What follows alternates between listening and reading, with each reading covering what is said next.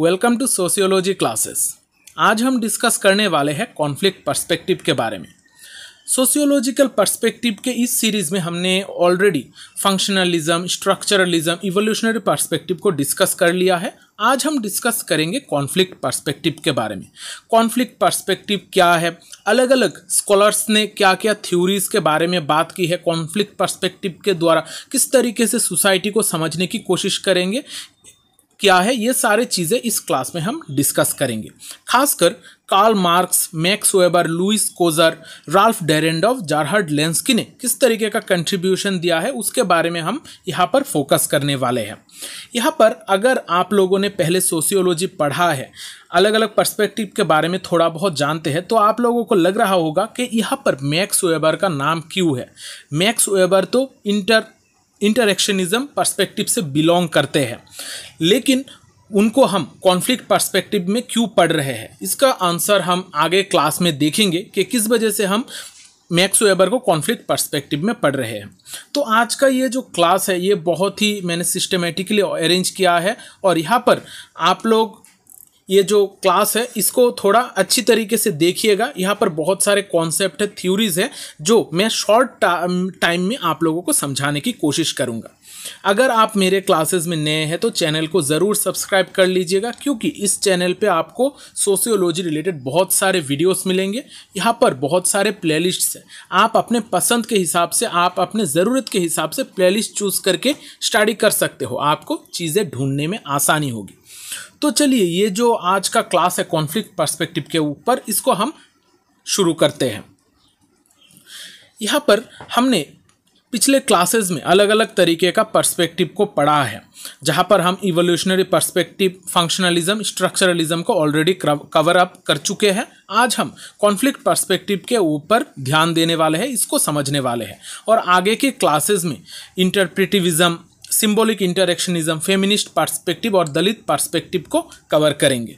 तो यहाँ पर आप लोग थोड़ा प्लेलिस्ट के ऊपर ध्यान दीजिएगा। मैं डिस्क्रिप्शन बॉक्स पे भी इन सारे क्लासेस का लिंक दे दूंगा, आप लोग ज़रा डिस्क्रिप्शन लिंक बॉक्स चेक कर लीजिएगा, साथ ही साथ प्लेलिस्ट को थोड़ा देख लीजिएगा। अब कॉन्फ्लिक्ट पर्सपेक्टिव, हम सोशियोलॉजी में क्या पढ़ते हैं? सोशियोलॉजी में हम सोसाइटी के अलग अलग चीज़ों को पढ़ते हैं, और जब सोसाइटी को, सोशियोलॉजी में हम किसी भी एक पर्सपेक्टिव को देखते हैं, यानी कि हम समाज व्यवस्था को, सोसाइटी को अलग नज़रिए से देखने की कोशिश करते हैं। कॉन्फ्लिक्ट पर्सपेक्टिव भी इसी तरीके का एक नज़रिया है। इसको हम एक थ्योरेटिकल फ्रेमवर्क भी कह सकते हैं कि कॉन्फ्लिक्ट पर्सपेक्टिव एक ऐसा थ्योरेटिकल फ्रेमवर्क है जहाँ पर हम सोसाइटी को समझने की कोशिश करते हैं। सोसाइटी में जो इनइक्वालिटी है, यहाँ पर जो कॉन्फ्लिक्ट है, ये सारे चीज़ों को हम समझने की कोशिश करते हैं और इसके द्वारा सोसाइटी किस तरीके से इम्पैक्ट होती है, यहाँ पर किस तरीके से सोशल चेंजेस आती है, ये सारी चीज़ें हम पढ़ते हैं। यानी कि कॉन्फ्लिक्ट पर्सपेक्टिव में कॉन्फ्लिक्ट हमारे सोसाइटी के लिए किस तरीके से ज़रूरी है और कॉन्फ्लिक्ट हमारे समाज व्यवस्था को किस तरीके से आगे बढ़ाता है, इसके ऊपर फोकस किया जाता है। यहाँ पर सिर्फ कॉन्फ्लिक्ट यानी कि संघर्ष नहीं, इसके साथ साथ और भी बहुत सारे टर्म्स हैं जो हमें यहाँ पर मिलने वाले हैं। अब यहाँ पर हमारा सबसे ज़्यादा फोकस होता है कॉन्फ्लिक्ट पर्सपेक्टिव में, वो होता है distribution of resources, power and inequality. यानी कि हमारे सोसाइटी में जो सोशल स्ट्रक्चर है, यहाँ पर किसके पास रिसोर्सेस है, यानी कि चीज़ें किसके पास होती है, किसके पास पावर रह रही है, और लोगों के बीच में इनइक्वालिटी किस तरीके से परपेचुएट कर रही है, इसके ऊपर हम फोकस करते हैं। यहाँ पर जो कॉन्फ्लिक्ट थ्योरिस्ट है वो समझते हैं कि कॉन्फ्लिक्ट जो है वो हमारे सोसाइटी का एक इंटीग्रल पार्ट है। हमारे सोसाइटी में हर जगह पर हमें कॉन्फ्लिक्ट देखने को मिलता है। यहाँ पर जो लोगों का सोशल लाइफ है, वहाँ पर हमें हरदम एक कंपटीशन देखने को मिलती है। यहाँ पर इंडिविजुअल और ग्रुप हर कोई स्ट्रगल कर रहा है रिसोर्सेस के लिए। अगर आप यहाँ पर पढ़ रहे हो, यानी कि पढ़ाई कर रहे हो, आप भी कुछ पाने के लिए पढ़ाई कर रहे हो कि फर्दर आपको एक अच्छी जॉब मिले, यानी कि यहाँ पर भी आप रिसोर्सेस के लिए लड़ाई कर रहे हो। इसी तरीके से हमारी सोसाइटी में बहुत सारे अलग अलग तरीके का कॉन्फ्लिक्ट होता है। कॉन्फ्लिक्ट यानी कि एक दूसरे के साथ हम हाथापाई की बात नहीं कर रहे हैं, यहाँ पर मारपीट की बात नहीं कर रहे हैं। यहाँ पर एक ऐसा सिचुएशन, एक ऐसा संघर्ष जो वायोलेंट भी हो सकता है या फिर हमारे अंदर चल सकती है, कुछ ग्रुप्स के बीच में हो सकती है। यहाँ पर कॉन्फ्लिक्ट थ्योरिस्ट इसी चीज़ को पढ़ते हैं। यहाँ पर एक चीज़ आप लोग ध्यान रखिएगा कि जो कॉन्फ्लिक्ट है, जो सोशियोलॉजिस्ट या फिर जो थ्योरिस्ट पढ़ते हैं, वो किसी इंडिविजुअल और दो इंडिविजुअल के बीच में जो कॉन्फ्लिक्ट हो रहा है इसके ऊपर फोकस नहीं करते हैं। वो लोग फोकस करते हैं कि ग्रुप्स में किस तरीके का कॉन्फ्लिक्ट हमें देखने को मिल रहा है, एक ग्रुप के साथ दूसरे ग्रुप किस तरीके से कॉन्फ्लिक्ट में आ रहा है। जैसे जो रूलिंग क्लास है या फिर जो रूल्ड है, इनके बीच में क्या संघर्ष हो रही है, जो मालिक है और जो काम करने वाले वर्किंग लोग हैं, इनके बीच में किस तरीके का संघर्ष है, इसके ऊपर ज़्यादा फोकस कर रहे हैं। यहाँ पर कॉन्फ्लिक्ट पर्सपेक्टिव में स्कॉलर्स जो होते हैं वो इंडिविजुअल कॉन्फ्लिक्ट के ऊपर फोकस नहीं करते हैं, यहाँ पर वो फोकस करते हैं ग्रुप कॉन्फ्लिक्ट के ऊपर। अब ये जो कॉन्फ्लिक्ट होता है ये पॉजिटिव भी हो सकता है हमारे सोसाइटी के लिए, और यहाँ पर हमारी सोसाइटी में कुछ तनाव का सिचुएशन भी ला सकती है, जिसके वजह से हमारी सोसाइटी में बदलाव भी हमें देखने को मिलता है। यानी कि ये पॉजिटिव भी हो सकता है, यहाँ पर कुछ नेगेटिव तरीके का कॉन्फ्लिक्ट भी हो सकता है। यहाँ पर कॉन्फ्लिक्ट थ्योरी में स्ट्रेटिफिकेशन को पढ़ा जाता है, इनइक्वलिटी को पढ़ा जाता है और डोमिनेशन को भी पढ़ा जाता है।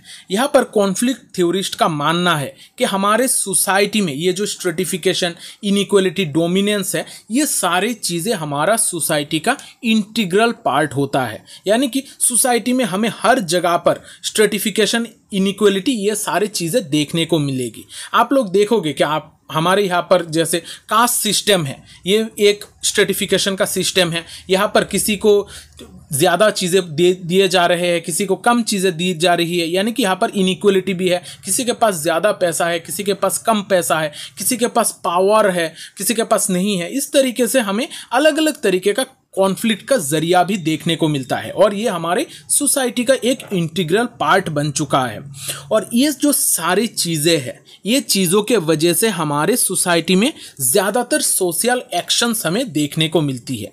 बहुत ज़्यादातर हम देखते हैं कि ये जो इनइक्वलिटी है, इनइक्वलिटी को ख़त्म करने के लिए ज़्यादातर सोशल एक्शंस किए जाते हैं, या फिर जिसके पास पैसा है वो डोमिनेट करने के लिए, वो अपने डोमिनेशन पोजीशन बनाए रखने के लिए ये सोशल एक्शंस करता है। यानी कि सोशल एक्शन का जो मेन रीज़न है कॉन्फ्लिक्ट थ्योरिस्ट्स के हिसाब से वो होता है चीज़ों के ऊपर डोमिनेट करना या फिर इनइक्वलिटी को बजाय रखना या फिर इसको ख़त्म करना। यानी कि कॉन्फ्लिक्ट ही मेन चीज़ है जिसके द्वारा हमारा सोसाइटी चलती है। यहाँ पर हमें unequal distribution of social resources देखने को मिलती है कि किसी के पास चीज़ें ज़्यादा है, रिसोर्सेज ज़्यादा है, तो किसी के पास रिसोर्सेज कम है। यही हमारे सोसाइटी में ज़्यादातर तनाव का कारण बनता है। ज़्यादातर जो कॉन्फ्लिक्ट का कारण बनता है वो है अनइक्वल डिस्ट्रीब्यूशन ऑफ रिसोर्सेस। अब जब हम कॉन्फ्लिक्ट पर्सपेक्टिव की बात करते हैं, कॉन्फ्लिक्ट पर्सपेक्टिव में हमें बहुत सारे अलग अलग थिंकर्स देखने को मिलते हैं। अब थिंकर यानी कि यहाँ पर जो भी लोगों ने कॉन्फ्लिक्ट के ज़रिए हमारी सोसाइटी को समझाने की कोशिश की है, कॉन्फ्लिक्ट दो ग्रुप के बीच में किस तरीके से हो रही है, कॉन्फ्लिक्ट के वजह से सोसाइटी में किस तरीके का चेंजेस आ रही है, ये सारी चीज़ें जिन्होंने समझाने की कोशिश की है वो सारे लोग हमारे कॉन्फ्लिक्ट पर्सपेक्टिव के अंडर में आते हैं।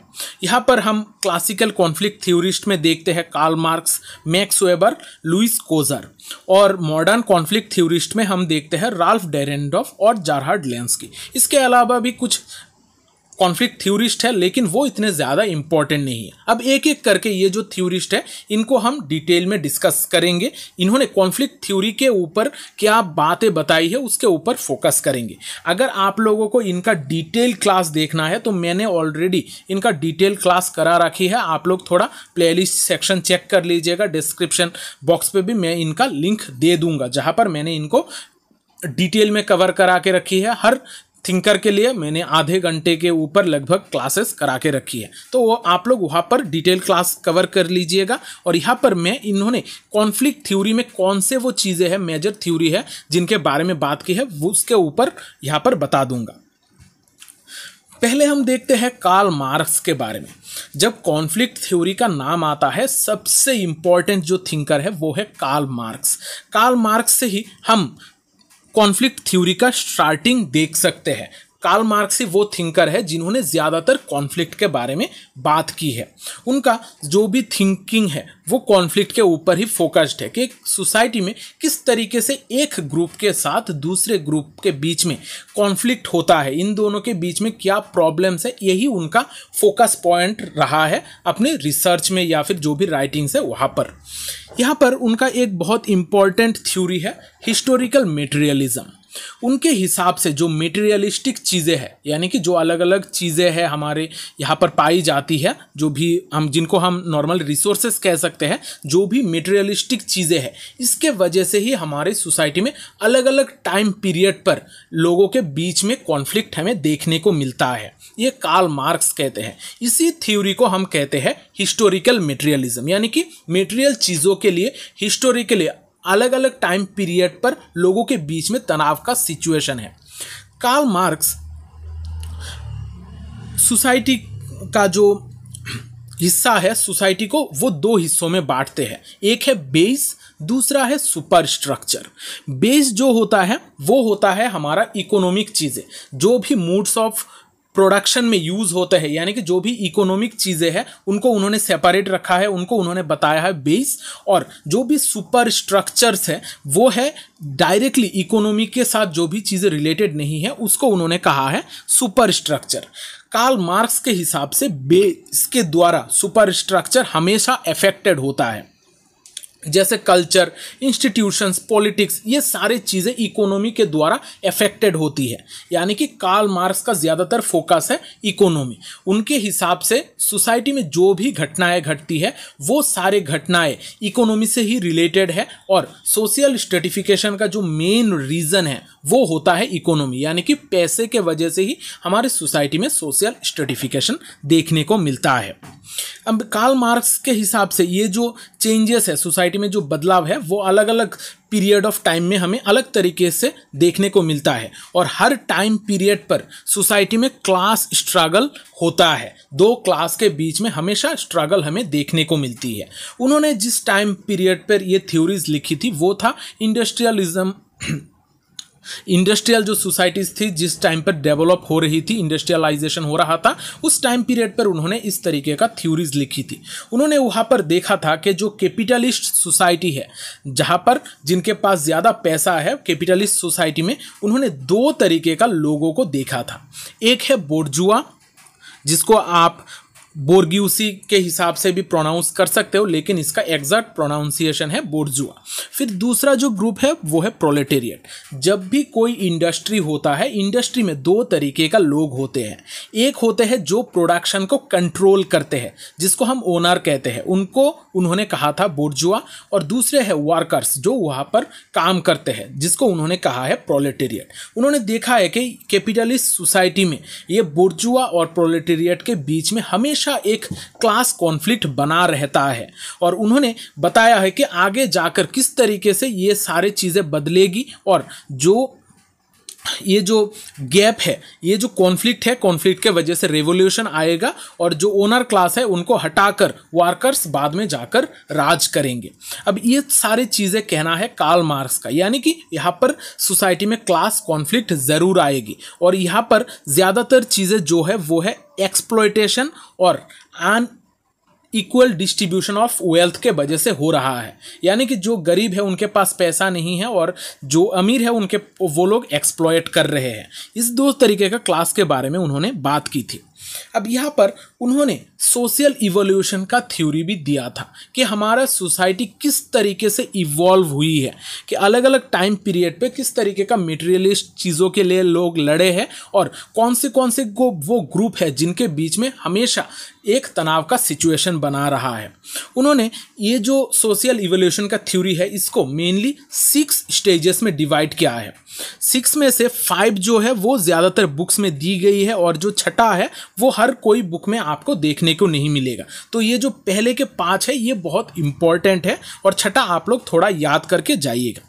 यहाँ पर जो सोशल इवोल्यूशन का पहला स्टेज है वो उन्होंने दिखाया है प्रिमिटिव कम्युनिज्म।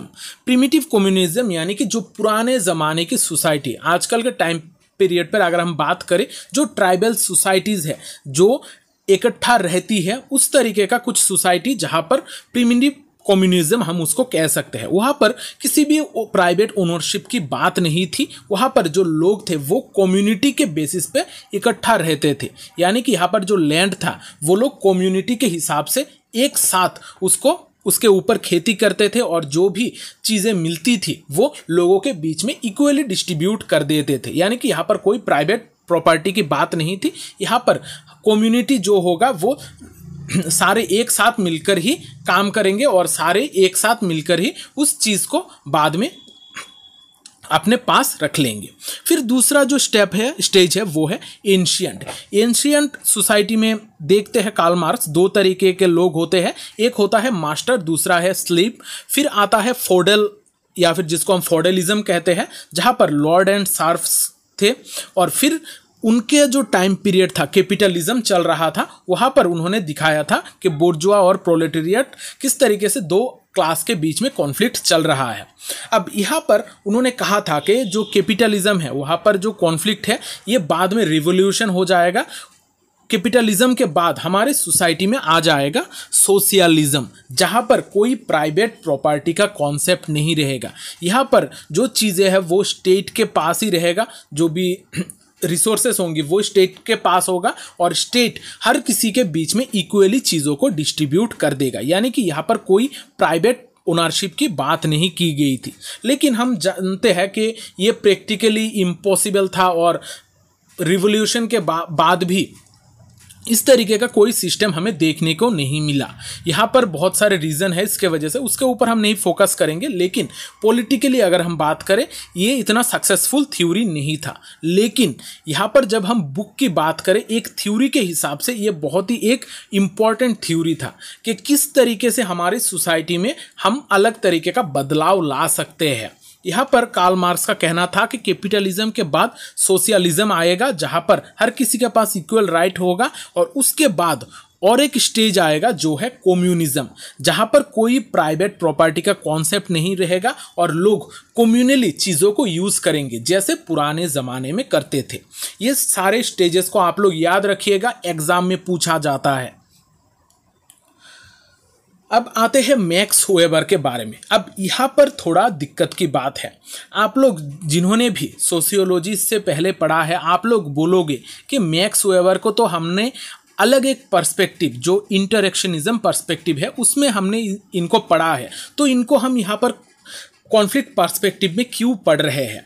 अब एक चीज़ आप लोग ध्यान में रखिएगा कि हम जो भी थिंकर है, एक थिंकर को 2-3 पर्सपेक्टिव में पढ़ सकते हैं, 2-3 पर्सपेक्टिव में उनका कंट्रीब्यूशन रह सकता है। ऐसा नहीं है कि सिर्फ एक थिंकर का सिर्फ एक पर्सपेक्टिव में ही कंट्रीब्यूशन रहेगा, ऐसा नहीं है। एक थिंकर अलग अलग तरीके का बातें बता सकते हैं, अलग अलग पर्सपेक्टिव यूज़ करके समाज को समझने की कोशिश भी कर सकते हैं। Max weber mainly interactionism perspective से बिलोंग करते हैं। एग्जाम में एमसीक्यू बेस्ड एग्जाम में भी अगर आपको पूछा जाए कि मैक्स वेबर का पर्सपेक्टिव कौन सा है तो आप लोग लिखोगे इंटरेक्शनिज्म, लेकिन उनका कंट्रीब्यूशन कॉन्फ्लिक्ट पर्सपेक्टिव में भी थोड़ा है। यहाँ पर उनका जो कंट्रीब्यूशन है वो है multi dimensional view of stratification, कि हमारा सोसाइटी को हम किस तरीके से डिवाइड कर सकते हैं। ये सोशल स्ट्रेटिफिकेशन का मेन रीज़न क्या है। हमने अभी पढ़ा है कि कार्ल मार्क्स के हिसाब से सोशल स्ट्रेटिफिकेशन का मेन रीज़न है इकोनॉमी, यानी कि पैसे के वजह से ही ज़्यादातर जो कॉन्फ्लिक्ट है वो होती है। लेकिन मैक्स वेबर ने triple tile model of stratification के बारे में बात की है कि 3 ऐसे चीज़ें हैं जिसके वजह से सोसाइटी में सोशल स्ट्रेटिफिकेशन हमें देखने को मिलता है। क्लास, स्टेटस एंड पार्टी, ये चीज़ आप लोग याद रखिएगा। मैक्स वेबर ने 3 ट्रिपर्टाइल मॉडल ऑफ स्ट्रेटिफिकेशन के बारे में बात की है, जहाँ पर क्लास, स्टेटस एंड पार्टी, ये तीनों के मिल जुल से ही लोगों के बीच में स्ट्रेटिफिकेशन हमें देखने को मिलता है। फिर मैक्स वेबर ने कहा है कि ऑथोरिटी के बारे में, उनके हिसाब से जो लेजिटिमेट पावर है उसको ही ऑथोरिटी कहा जाता है।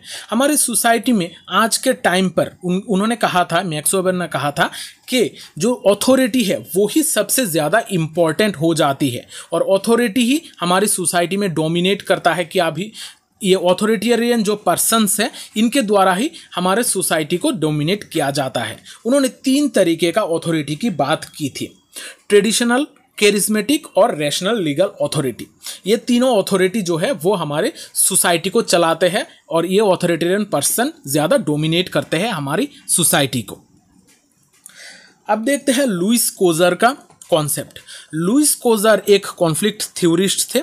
उन्होंने इनहेरेंट कॉन्फ्लिक्ट की बात की थी, यानी कि हमारे जो कॉन्फ्लिक्ट है, कुजर के हिसाब से जो कॉन्फ्लिक्ट है वो ह्यूमन इंटरेक्शन में इनहेरेंट होता है, यानी कि लोग इंटरेक्शन में हमेशा एक कॉन्फ्लिक्ट में रहते ही है। यहाँ पर जो सोशल स्ट्रक्चर है, सोशल स्ट्रक्चर में ये कॉन्फ्लिक्ट हमें मेंटेन करते हैं और इवोल्व होता रहता है ये कॉन्फ्लिक्ट का सिचुएशन, यानी कि कॉन्फ्लिक्ट हमेशा से ही चलता आ रहा है और आगे भी चलता जाएगा, क्योंकि ये एक ऐसा सिस्टम है जो हमारे ह्यूमन इंटरेक्शन में हमें हमेशा देखने को मिलता है। कुजर ने 2 तरीके का डिप्रीवेशन की बात की है, एब्सोल्यूट डिप्रीवेशन और रिलेटिव डिप्रीवेशन।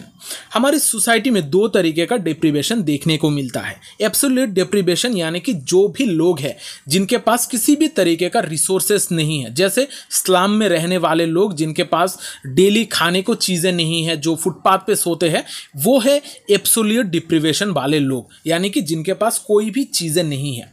और दूसरे तरीके का डिप्रीवेशन है रिलेटिव डिप्रीवेशन, जहाँ पर लोगों के पास थोड़े बहुत चीज़ें हैं लेकिन वो अपने आप को सोच सकते हैं कि दूसरों के मुकाबले उनके पास कम है। जैसे अगर हम हमारी बात करें तो हमारे पास अंबानी से कम पैसे हैं, उनके जैसा पैसा हमारे पास नहीं है। इस वजह से यहाँ पर हम रिलेटिवली डिप्रीवेट फील करेंगे, यानी कि मेरे पास चीज़ें नहीं है, इस तरीके का हम फीलिंग्स ला सकते हैं। लेकिन हमें जीने के लिए जो भी चीज़ें चाहिए लगभग उतना है कि हम जिंदा रह सकते हैं और हमारे समाज में चल सकते हैं। अब यही यहाँ पर ही सबसे इम्पॉर्टेंट चीज़ है कि रिलेटिव डिप्रीवेशन के वजह से ही सोसाइटी में ज़्यादातर कॉन्फ्लिक्ट होती है, यानी कि जो भी लोग सोच सकते हैं कि मुझे ये सारी चीज़ें नहीं मिल रही, वो लोग ही आंदोलन करते हैं, वो लोग ही सोसाइटी में कॉन्फ्लिक्ट का कारण बनते हैं, यानी कि रिलेटिव डिप्रीवेशन ही हमारी कॉन्फ्लिक्ट का कारण बनता है। ये लुइस कोजर का कहना है। उन्होंने फंक्शनल एस्पेक्ट ऑफ कॉन्फ्लिक्ट के बारे में भी बात की है।